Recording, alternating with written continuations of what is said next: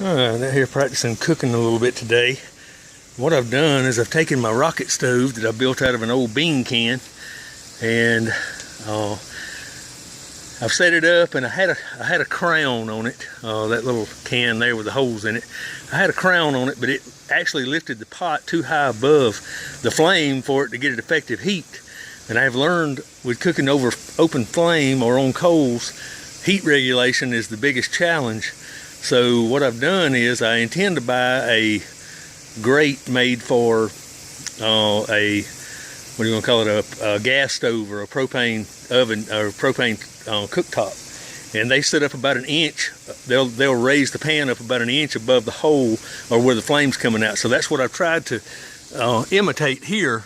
I've got a little gap between, well, if you can see it under that angle or not, but I've got a little gap between the pan and the actual stove cooktop, and that's what I'm working on. But I'm working on with my son Brock a plate full of French fries, and we're gonna do some chicken fingers here in a minute. But just trying the stove out and making sure before I go buy one that grate top is what I'm gonna need, and it looks to be what the doctor ordered to make this thing work just right and regulate the heat. Because I can tell you, I've gotten that oil too hot before, and if you get too close to the flame, you get that oil too hot, it just flash fries everything on the outside, burns it up, and everything on the middle is raw. It is very, very critical that you are able to regulate your heat, and it looks like that's going to work for me here with this.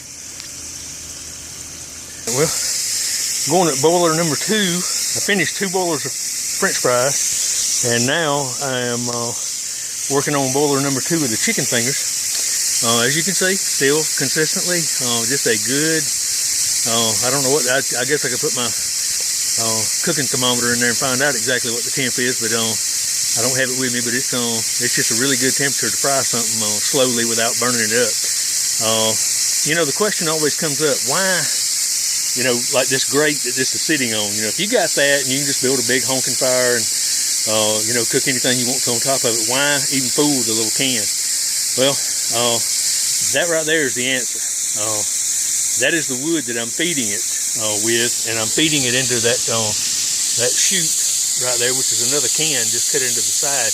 It's got a baffle in it about halfway up. The wood goes up on the top, and it draws air in from the bottom, kind of like the premise behind a rocket stove.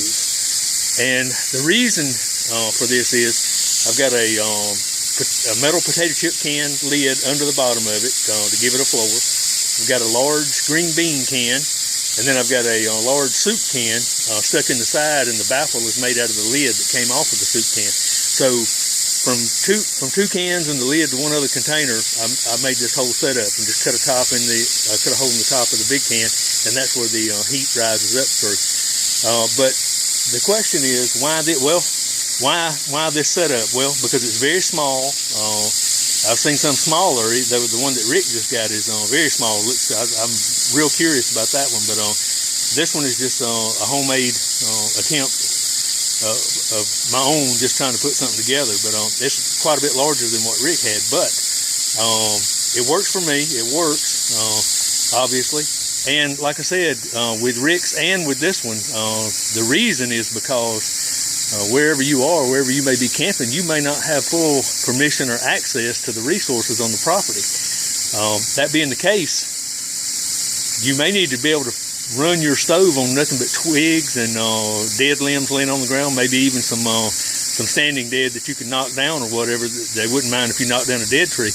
But you need to be able to feed it off of limited resources, and that's exactly what this does. Just some little twigs or sticks. I've cooked whole meals before on just oak sticks that I picked off of fallen limbs in the woods. So that's what it's for, just in case you needed it. Now, if I was cooking for the whole family, which I am cooking for the whole family right now, but if I was at a campground cooking for the whole family and I had a truck bed load of wood with me, I'd just build a big fire and I'd have 3 or 4 courses going at the same time on top of this grate. But today was the day to make a few tweaks on this thing, and got inspired by Rick and him having his, and just wanted to make some tweaks and figure out what I could do. And I think when I get my little grate for the propane stovetop, I think that's going to be ideal, because it's going to set that pot just about the exact same height above my can as where I'm at right now, and that just seems to be ideal for my particular setup.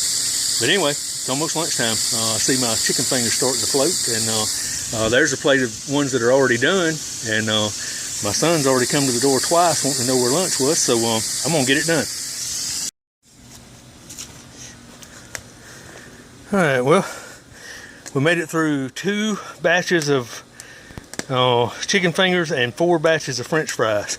And now that I've got everything out of the way, just to see how this works, all right, that's down through the hole.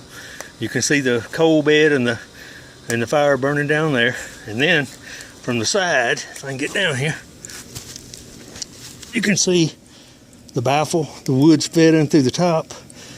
It's drawing air from the bottom, and it allows that air to be drawn in from the bottom and then rocket it right up out the top, which is what you get.